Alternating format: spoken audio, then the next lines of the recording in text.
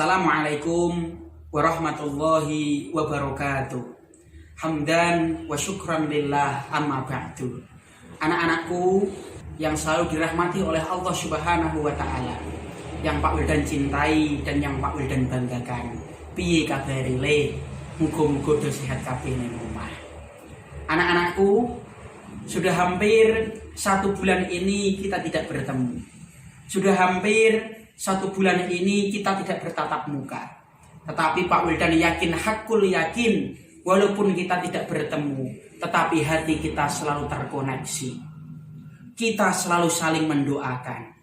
Dan perlu kamu ketahui nak, Bapak Ibu guru, walaupun mereka di rumah, mereka selalu mendoakanmu di dalam sujud-sujud mereka. Mudah-mudahan kamu selalu dalam ridho dan lindungan Allah Subhanahu wa ta'ala.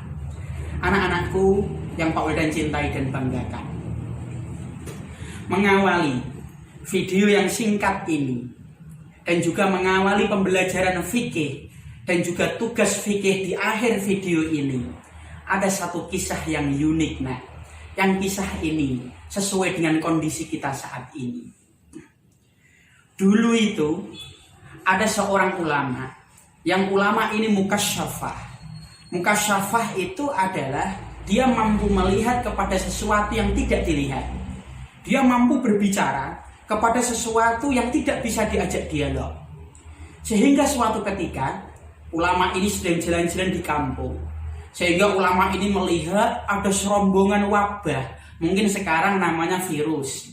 Sehingga ulama ini bertanya, Rus, mana ngendi kowe? Saya mau ke Damaskus wali. Ngopo kowe neng kono? Saya diutus oleh Allah untuk memberikan ujian kepada masyarakat Damaskus. Lah pirang tahun kowe neng kono? 2 tahun. Berapa orang yang nanti meninggal dunia? 1000 orang wali. Lalu virus ini atau wabah ini memberikan wabah kepada masyarakat Damaskus.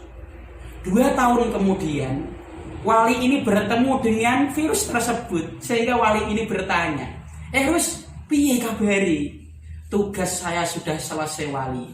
Saya sudah memberikan wabah kepada masyarakat Damaskus. Lah sing mati piro? 50.000 orang. Loh, lah kok akeh men? Wingi munine 1000, saiki kok 50.000. Iya, 1000 orang itu meninggal dunia karena dia terkena wabah virus. Tetapi selebihnya meninggal dunia karena kecemasan, ketakutan yang berlebihan. Dilok koncone loro, takut. Dilok koncone mati, wedi, akhirnya bareng-bareng mati. Dari sini betul nah, apa kata bapak kedokteran kita, yaitu Ibnu Sina.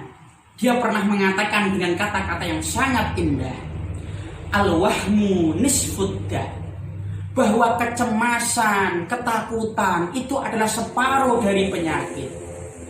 Wal itmi'nanu nisfuddawa, dan ketenangan menghadapi segala apapun itu adalah separuh dari obat. Wasabru bidayatus syifa, dan sabar itu adalah awal dari kesembuhan. Anak-anakku yang selalu Pak Wildan cintai dan banggakan, jadi kuncinya adalah sabar, tenang. Insya Allah kita dipertemukan kembali. Insya Allah wabah ini akan minggat dari negeri kita tercinta Indonesia. Anak-anakku yang Pak Wildan cintai dan banggakan, dan perlu kamu ketahui nak, bahwa suatu wabah yang melanda di suatu negara itu bukan hal yang baru. Sejak zaman Rasulullah itu juga ada satu wabah yang mematikan, yang disebut dengan lepra atau yang kita kenal dengan kusta. Di zaman Umar malah lebih mengerikan. Ada satu wabah yang disebut dengan taun, yang menewaskan 25.000 sampai 30.000 kaum muslimin. Yang wabah ini menyebar sampai ke Irak. Masya Allah, ada satu sahabat yang bernama Mu'adz bin Jabal, dia juga meninggal karena wabah tersebut. Lalu apa kata Nabi ketika terjadi suatu wabah?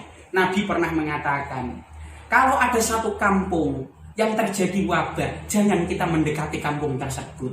Begitu pula sebaliknya, kalau kita berada di kampung tersebut, jangan sampai kita keluar. Tujuannya apa? Supaya wabah ini tidak menyebar.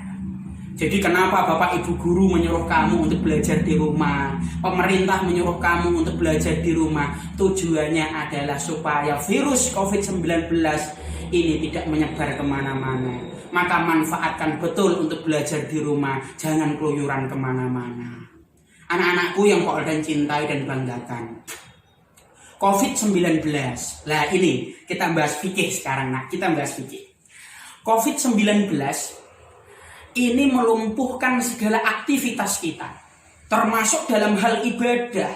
Orang yang biasanya pengajian, orang yang biasanya mujahadah, yasinan, tahlilan, semua dihimbau untuk di rumah. Bahkan sholat jamaah di masjid juga dihimbau untuk sholat sendiri-sendiri di rumah. Bahkan ini yang viral, yang menjadi trending topik dan pertanyaan masyarakat mengenai kewajiban sholat Jumat diganti dengan sholat duhur masing-masing di rumah. Ini himbauan dari pemerintah dan ini menjadi pertanyaan di masyarakat. Padahal sholat Jumat ini merupakan kewajiban bagi kaum muslimin.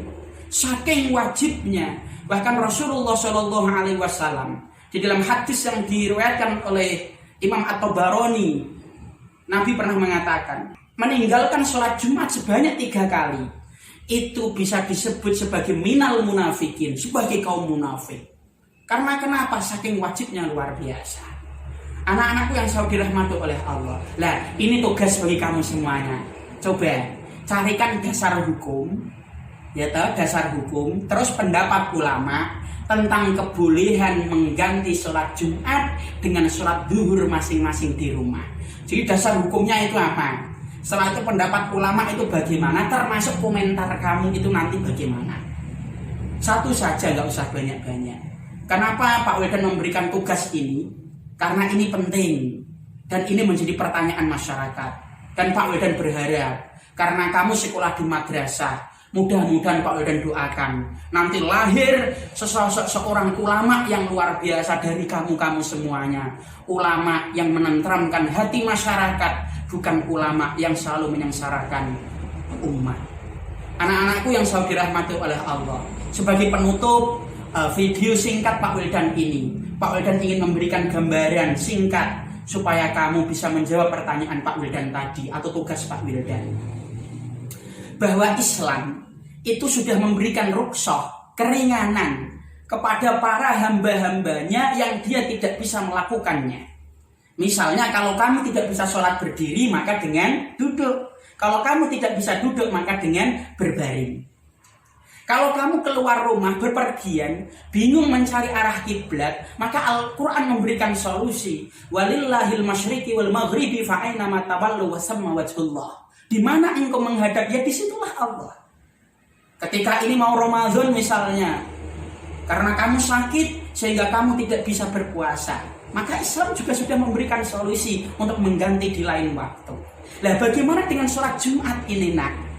Sholat Jumat diganti dengan sholat duhur masing-masing di rumah. Nah, carikan dasar hukumnya apa? Ya tahu pendapat ulama bagaimana, termasuk komentar kamu bagaimana. Satu saja itu tugas Pak Wildan. Nanti bisa dikirim melalui WA Pak Wildan, di foto kirimkan Pak Wildan, atau bisa melalui email wildanzaman@gmail.com. Mudah-mudahan manfaat anak-anakku video sedikit dari Pak Wildan. Kenapa Pak Wildan membuat video? Supaya rindu kita terobati.